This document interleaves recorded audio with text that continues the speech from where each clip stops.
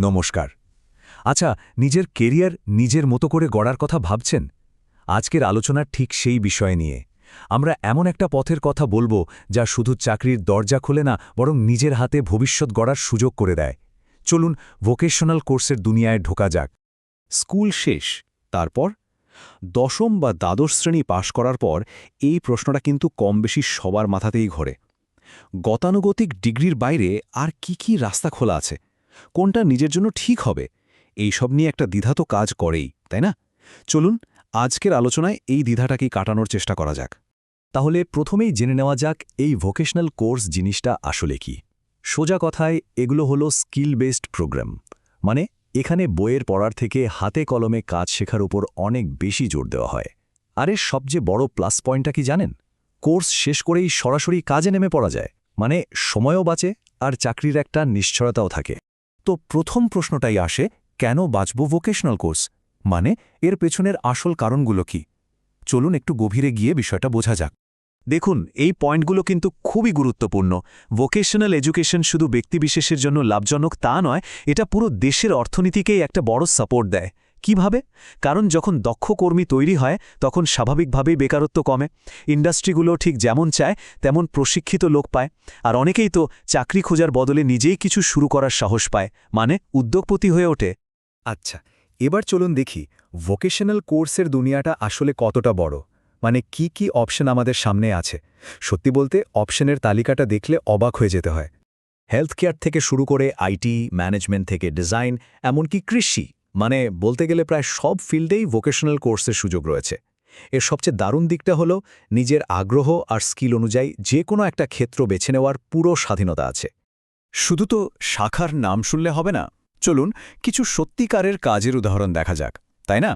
যেমন ধরুন, paramedical course করে একজন ল্যাব টেকনিশিয়ান হতে পারে, আবার আইটির কোর্স করে ওয়েব ডেভেলপার বা আইটি সাপোর্ট এক্সপার্ট হিসেবে দারুণ ক্যারিয়ার গড়া যায়। আর সত্যি কথা বলতে বাজারে কিন্তু এই ধরনের স্কিল প্রফেশনালদের চাহিদা দিন দিন বেড়েই চলেছে। বেশ, এতগুলো অপশন তো দেখলাম, কিন্তু এর মধ্যে থেকে নিজের জন্য কোনটা পারফেক্ট সেটা বুঝব কি করে? এটাই তো আসল প্রশ্ন। এই সেকশনে আমরা ধাপে ধাপে ঠিক এই সিদ্ধান্ত নেওয়ার প্রক্রিয়াটাই সহজ করে বোঝার চেষ্টা করব। এই যে দেখুন, মাত্র 4টে সহজ ধাপ। এই ফ্রেমওয়ার্কটা মাথায় রাখলে নিজের জন্য সঠিক কোর্স বেছে নেওয়াটা অনেক সহজ হয়ে যায়। ভুল হওয়ার চান্সও কমে যায় অনেকটাই।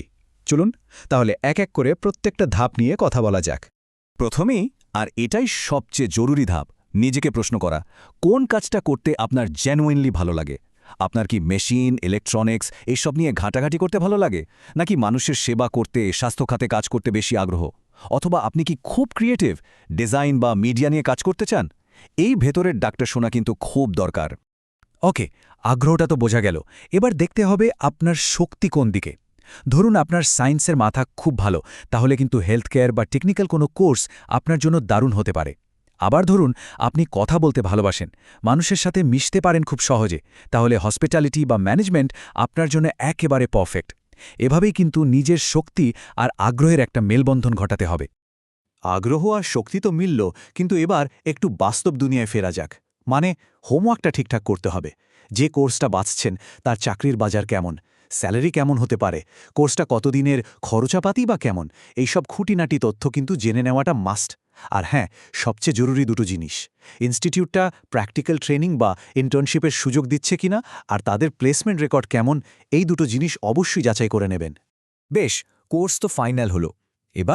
এবার আসবে ভর্তির পালা। চলুন এবার আমরা অ্যাডমিশন প্রসেসের রোড ম্যাপটা দেখে নিই, মানে বিভিন্ন কোর্সে ভর্তির জন্য কিভাবে এগোতে হবে। এখানে দেখুন, দেশের কয়েকটা বড় বড় ভোকেশনাল এন্ট্রান্স পরীক্ষার একটা লিস্ট দেওয়া আছে।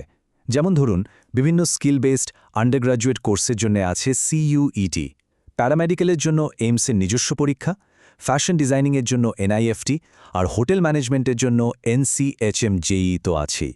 মানে কোন ফিল্ডে যেতে চান তার উপর নির্ভর করছে কোন পরীক্ষাটা দিতে হবে।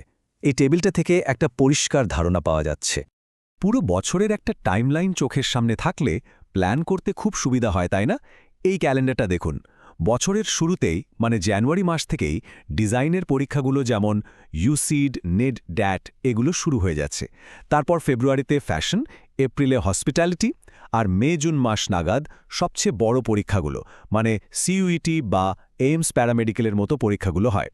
এরপর জুলাই আগস্ট জুড়ে চলে আইটিআই বা স্কিল ইন্ডিয়ার মতো মেরিট বেসড ভর্তি। কোর্স শেষ, ভর্তিও হয়ে গেল, পড়াশোনাও শেষ। তারপর কি? এইবার আমরা আলোচনা করব সবচেয়ে ইন্টারেস্টিং পার্টটা নিয়ে, কিভাবে একজন শিক্ষার্থী থেকে একজন প্রফেশনাল হয়ে ওঠা যায়, আর কেরিয়ারে ধাপে ধাপে এগোনোর রাস্তাগুলোই বা কী কী। কেরিয়ারের রাস্তাটা সাধারণত এইভাবেই তৈরি হয়।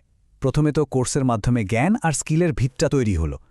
এরপর খুব জরুরি হলো ইন্টার্নশিপ, যেখানে বাস্তব কাজের অভিজ্ঞতা পাওয়া যায়।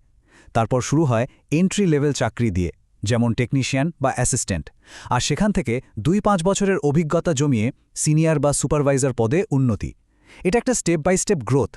ভোকেশনাল কোর্সের একটা মস্ত বড় সুবিধা হল এটা আপনার সামনে দুটো রাস্তাই খোলা রাখে। একদিকে যেমন একটা নিশ্চিত বেতনের চাকরি করতে পারেন, তেমনি নিজের শেখা স্কিলটা কাজে লাগিয়ে শুরু করতে পারেন নিজের ব্যবসা। এখন সিদ্ধান্তটা আপনার। আপনি কি চাকরির নিরাপত্তা চান, নাকি নিজের ব্যবসার সীমাহীন সম্ভাবনা আর চ্যালেঞ্জ নিতে প্রস্তুত? এটা পুরোটাই নির্ভর করবে আপনার ঝুঁকি নেয়ার ক্ষমতা আর ব্যক্তিগত লক্ষ্যের ওপর। চলুন কিছু বাস্তব উদাহরণ দেখি, তাহলে ব্যাপারটা আরও পরিষ্কার হবে। ধরুন হেলথ কেয়ারে কেউ কোর্স করে প্রথমে ল্যাব টেকনিশিয়ান হলো। কয়েক বছরের অভিজ্ঞতা নিয়ে সে সিনিয়র টেকনিশিয়ান হতে পারে, আর তারপর হয়তো নিজের একটা ছোট ক্লিনিকও খুলে ফেলতে পারে। একইভাবে একজন ওয়েব ডেভেলপার ফ্রিল্যান্সিং দিয়ে শুরু করে সিনিয়র ডেভেলপার হয়ে পরে নিজের একটা ডিজিটাল এজেন্সিও তৈরি করতে পারে। মানে শুরুটা ছোট হলেও আকাশ ছোঁয়ার স্বপ্ন দেখাটা কিন্তু মোটেই অসম্ভব নয়। তো সবশেষে এই কয়েকটা কথা অবশ্যই মনে রাখবেন। প্রথমত, এমন একটা ফিল্ড বাছুন যেটা নিয়ে কাজ করতে আপনার সত্যি ভালো লাগে। দ্বিতীয়ত, শুধু সার্টিফিকেটের পেছনে না ছুটে আসল স্কিলটা ভালোভাবে রপ্ত করার দিকে মন দিন। ইন্টার্নশিপের মাধ্যমে প্র্যাকটিক্যাল এক্সপিরিয়েন্স নিন, আর সময়ের সাথে সাথে নিজেকে আপগ্রেড করতে থাকুন। কারণ দুনিয়াটা খুব দ্রুত পাল্টাচ্ছে, তাই সব সময় নতুন কিছু শেখার জন্য তৈরি থাকতে হবে। আপনার ভবিষ্যৎ আপনারই হাতে, আর সেটা হাতে কলমে গড়ার সুযোগও আপনার সামনে। প্রশ্ন হল, আপনি কি তৈরি? আশা করি আজকের এই আলোচনা আপনাদের সেই পথটা বেছে নিতে একটু হলেও সাহায্য করবে।